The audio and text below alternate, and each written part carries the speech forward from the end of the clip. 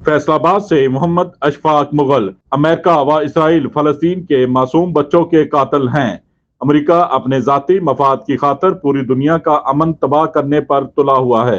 अल्लामा ताहिरुल हसन मरकजी deputy general secretary Pakistan उलमा council ने अपने खसूसी बयान में कहा कि सलामती कौंसिल अमेरिका व इसराइल की गुलाम बन चुकी है और अक़वाम मुत्तहिदा की सलामती कौंसिल दुनिया को इंसाफ देने में बुरी तरह नाकाम हो चुकी है।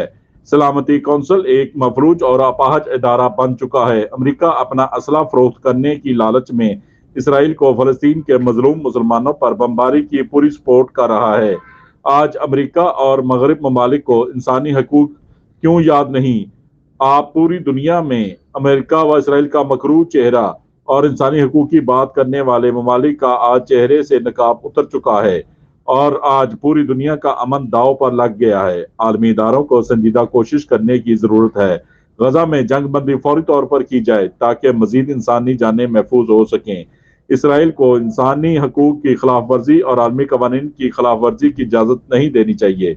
इस्लामी ममालिक फ़लस्तीनियों के लिए मौसर आवाज़ उठाएं क्योंकि इसराइल ने फ़लस्तीन को खंडराट में तब्दील कर दिया है। इसके बावजूद फ़लस्तीन के मजलूम अवाम की आवाज़ को दबाया नहीं जा सका। फ़लस्तीन की अवाम के हौसले बुलंद हैं।